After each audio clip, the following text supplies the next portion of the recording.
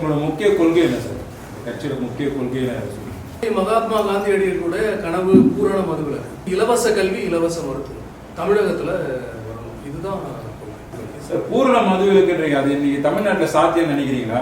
ஏன்னா இன்னைக்கு வந்து மதுவில தான் இன்னைக்கு வந்து ஒரு அரசாங்கமே இயங்குது அப்படின்ற ஒரு பேச்சு இருக்கு. அது இல்லாம இன்னைக்கு இவங்க கொடுக்குற இலவசங்களை பார்த்தீங்கன்னா நிறைய இலவசங்களை தராங்க. அதுக்கெல்லாம் வந்து இந்த மதுவில் வர பணம் தான் முக்கிய இது இருக்கு. அதனால பூர்ண மதுவிலக்கு சாத்தியம் நினைக்கிறீங்க தமிழ்நாடு? ஒரு துளி மது கூட இல்லாத மாநிலம் குஜராத் இருக்கு. அது மாதிரி தமிழ்நாட்டுக்கு கொண்டு வாங்க. அது கவர்மெண்ட், அது சென்ட்ரல் கவர்மெண்டே குஜராத்துக்கு அந்த ஒன்று கனெக்ஷன் தெரியும். நம்ம எப்பவுமே புறக்கணிக்கப்படுறோம் மத்திய அரசாங்கத்தால. அப்படி ஏன் புறக்கணிக்கப்படுறோம்? அப்போ நம்ம மக்கள் வந்து புறக்கணிக்கப்பட்ட மக்கள் தான். நம்ம ஏன் அரசியல் ரீதியா புறக்கணிக்கப்படுறோம்? படிப்படியா மதுக்கடைகளை மூடுவோம் அப்படின்ட்டு போன எலெக்ஷன்ல டிஎம்கே கவர்மெண்ட் சொன்னாங்க. கிட்டத்தட்ட ஒரு 500 கடைகளை இழுத்து மூடிட்டாங்க. ரொம்ப சந்தோஷம். ஆனா 500 கடைகளை மூடினதுக்கு அப்புறம் டாஸ்மார்க்ன்ற பேரை மாற்றி மணமகள் மன்றம்ன்ற பேரை வச்சு 500 கடைகளை திறந்தீங்களே, சரி அதை கூட விட்டுருவோம். இப்ப காம்பன்சேட் பண்ணிட்டீங்க. இப்ப திரும்ப வந்து 1000 மதுக்கடைகளை வந்து புதுசா மணமகள் மன்றங்கள் வந்து அக்ரிமெண்ட் போட்டிருக்கீங்களே, எத்தனை கோடி டெண்டர் கமிஷன், இதெல்லாம் எங்க கொண்டு போனீங்க? இப்போ மதுக்கடைகளை வந்து இந்த அரசுக்கு வந்து குறைக்கணும் அப்படின்ற எண்ணம் கிடையாது. அதாவது இந்த மது விற்பனையில வந்து அமோகமான வசூல் செய்து சாதனை படைத்த அரசு அதை கண்டு ருசி கண்டுட்டாங்க. மது ஆலைகளை வந்து வச்சிருக்கிறது நீங்க. உங்களுடைய ஃபேக்டரியில தான் மது உற்பத்தி செய்றீங்க. யாருக்கு விற்கிறீங்க? அதை டெய்லி வந்து தினக்கூலிங்க 1000 ரூபாய் சம்பாதிக்கிறதுல 300 ரூபாய் கொண்டு மதுக்கடைகளுக்கு கொடுத்து இந்த பணத்துல அரசியல் நடத்துற அரசு நம்மளுக்கு தேவையானதை நீங்க யோசிச்சு பாருங்க. சரி, 2016 ஸ்டாலின் அவர்களே நிற்கும் போது முதல்ல அந்த அவங்க சொன்ன தேர்தல் வாக்குறுதியிலே வந்து மது கடைகளை முற்றிலுமா மூடுவோம் அப்படின்னு தான் சொன்னாங்க. ஆனா அதுல வந்து அவர் தோல்வியை தான் அடைஞ்சாரு, படுதோல்வி அடைஞ்சாரு அந்த எலெக்ஷன்ல. மக்கள்கிட்டயே வந்து அதுக்கான ஆதரவு இருக்குன்னு நினைக்கிறீங்களா? மது கடைகளை மூடணுன்றது முக்கியமா ஆண்களுக்கு. ஏன்னா மது கடைகள் மூடனா சாராய கடைகள் அதிகமாயிடும்ன்றாங்க, கள்ளச்சாராயங்கள் அதிகமாயிடும், கள்ளச்சாராய சாவுகள் அதிகமாகும்ன்றாங்க. அதை பத்தி நான் சொல்றேன். ஹெல்மெட் போடலன்னா 1000 ரூபாய் ஃபைன் சொல்றீங்க. ஹெல்மெட் போடாம போறாங்களா மக்கள்? 1000 ரூபாய் ஃபைன் அடிக்கிற அதுக்கு பயந்து ஹெல்மெட் போடுறாங்கல்ல. மது கடைகள் இங்க கிடையாது அப்படின்னு சொல்றா. இது திறந்துதான் ஆகணும் சொல்லி யார் போராட்டம் நடத்துனாங்க? திறக்க கூடாது சொல்லிதான் காந்தியவாதி சசி பெருமாள் காலத்துல இருந்தே போராட்டங்கள் நடைபெற்று இருக்கு. திறக்கணும் சொல்லிட்டு எந்த போராட்டமும் நடக்கலையே. எந்த மக்கள் வந்து உங்ககிட்ட கெஞ்சினாங்க? சார், கள்ளுக்கடைகளை பத்தி உங்களோட அபிப்பிராயம்? போதை தான் முக்கியம் அப்படின்னா கல்லு வந்து உடம்புக்கு அவ்வளவு கெடுதல் இல்லை. அது வந்து ஆராய்ச்சி ரீதியா கண்டுபிடிக்கப்பட்டிருக்கு.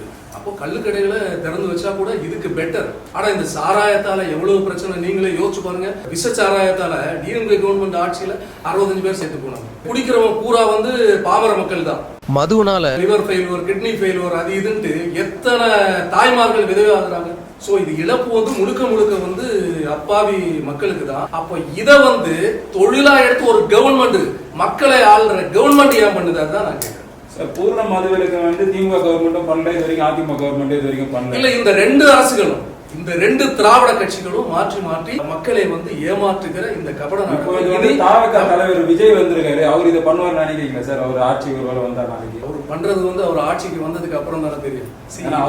அவர் தேர்தல் கொள்கை இது இருக்கும் நினைக்கிறீங்களா? தேர்தல் அறிக்கையில சொல்ற அவருடைய தேர்தல் அறிக்கை வந்து முதல் 3 அறிக்கையே ரொம்ப அட்ராக்டிவா இருந்தது.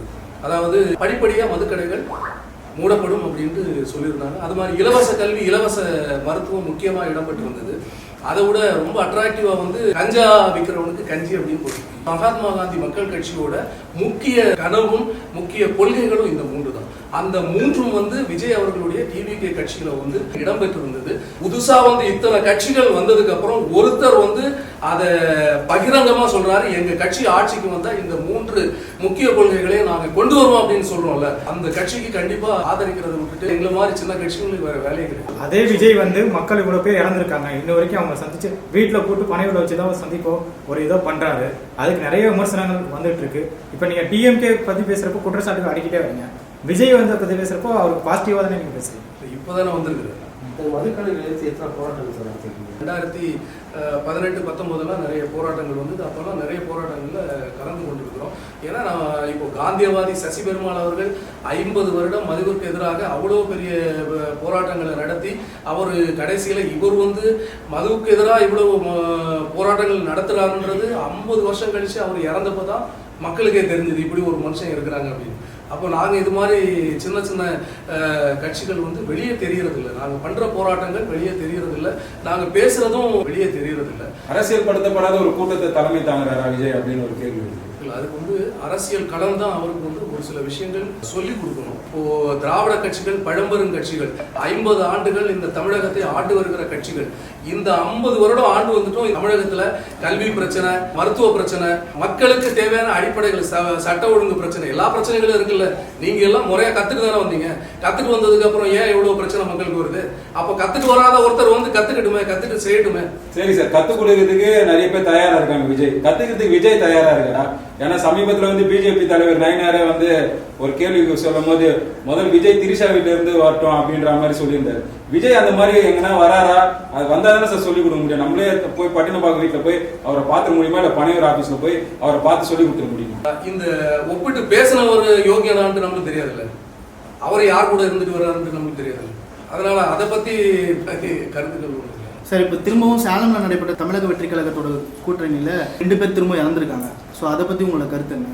அதாவது ஃபர்ஸ்ட் வந்து 42 பேர் இறந்தாங்க, அடுத்து 2 பேர். தொடர்ந்து வந்து இந்த மர்மங்கள் நிகழ்ந்துட்டே இருக்கு. தமிழக அரசியல் வரலாறு நிறைய கட்சிகள் வந்து லட்சக்கணக்கான மக்களை வச்சு பெரிய பெரிய அரசியல் மாநாடுகள் எல்லாம் நடத்தும் பொழுது, இப்போ ஃபர்ஸ்டா வந்து ஒரு அரசியல் கட்சி ஒரு 1 லட்சம் பேர் பங்கேற்றிருப்பாங்களா அந்த கூட்டத்துல. அந்த ஒரு கூட்டத்துல 42 பேர் இறந்திருக்காங்க அப்படின்னா அதுல ஏதோ ஒரு டவுட் இருக்குல்ல. உண்மையிலேயே நடந்ததா இல்ல வளர்ச்சி பிடிக்காம இருந்த ஆப்போசிட் பார்ட்டிகளை அதை செஞ்சாங்களான்றது சிபிஐ விசாரணையில தான் தெரியணும். அது கடவுளுக்கு தான் வெளிச்சம். தொடர்ந்து திமுக அதிமுக தான் தமிழகத்தை ஆண்டு வருது. இவங்க தனித்து ஆள்றாங்க. அதனாலதான் வந்து இன்னைக்கு வந்து நிறைய கோரிக்கைகள் வந்து நிறைவேற்றப்படாம இருக்கு. ஒருவேளை கூட்டணி ஆட்சி அந்த மாதிரி ஒண்ணு நடந்தா எல்லா இந்த பூர்ண மதுவில கூட காங்கிரஸோட ஒரு முக்கிய குறிக்கோள கூட இருக்கு. அது கூட நடக்குது. யார் சொல்றது தனித்து ஆள்றாங்க?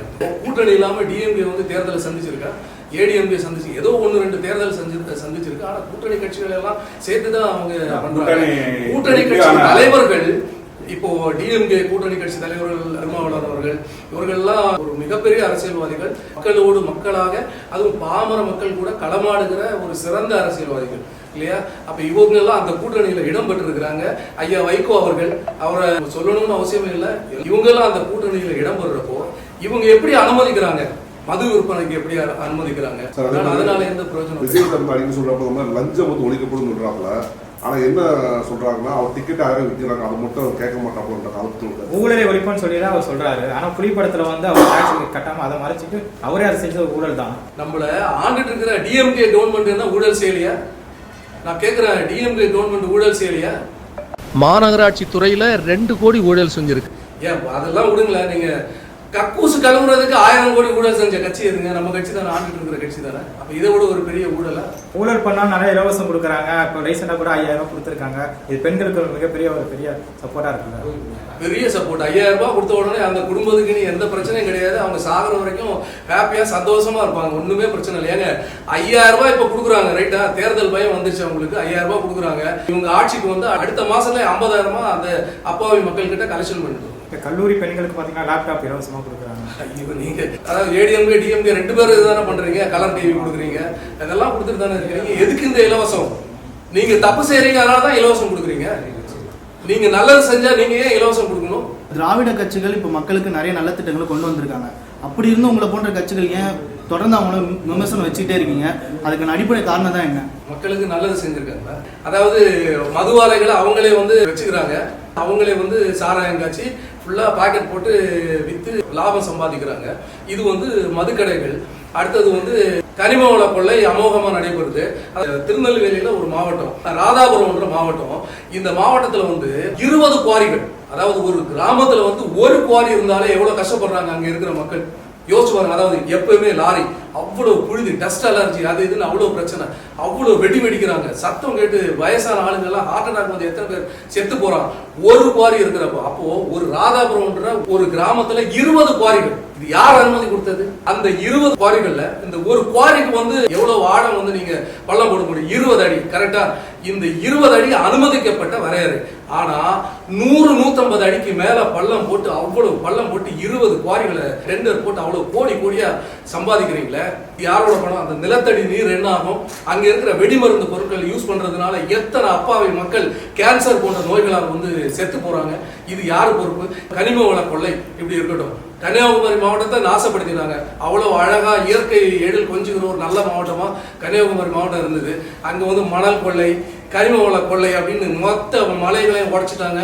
சரி, இதெல்லாம் நீங்க பண்ணிட்டீங்க, ஓகே, உங்க அரசியல் இதுக்காக பண்ணிட்டீங்க. கஞ்சா வந்து தமிழ்நாட்டுல எல்லா இடத்துலயும் கிடைக்குதுங்க. பள்ளிக்கூடத்துல வந்து கஞ்சா கிடைக்குதுங்க. சிறுவர்கள் கஞ்சா சாப்பிடுறாங்க. இப்போ சமீபத்துல பாருங்க, ஜாபர் சாதிக் உங்க டிஎம்கே கட்சியில முக்கிய நிர்வாகி 2000 கோடி ரூபாய் மதிப்புள்ள கஞ்சாவோட பிடிபட்டிருக்காங்க. அப்ராஸ் நவாஸ் உங்களுடைய டிஎம்கே கட்சி தானே, அவன் 300 கோடி மதிப்புள்ள கஞ்சாவோட பிடிபட்டிருக்கிறான். என்னங்க நடக்குது தமிழ்நாட்டுல? 2300 கோடி மதிப்புள்ள கஞ்சா வந்து தமிழ்நாட்டுல உங்க கட்சி நிர்வாகி பிடிபட்டிருக்கிறான் அப்படின்னா தமிழ்நாட்டுல எப்படிப்பட்ட கட்சி ஆளுங்களை நீங்க வச்சிருக்கீங்க? 72,000 கிலோ கஞ்சா 2021 இருந்து 2023 பிடிபட்டிருக்கு. அப்போ கஞ்சாவை யாருங்க சப்ளை பண்றீங்க?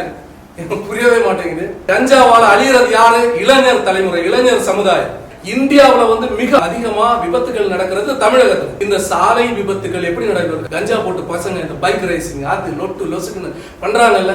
தாய்மார்கள் ஒரு குழந்தையை பெற்றெடுத்து வளர்த்தி அவ்வளவு கஷ்டப்பட்டு ஆளாக்குன தாய்மார்களுடைய நிலை, அவங்க நடைகுணங்களா வாழ்றாங்களா இல்லையா? இது எதனால வருது?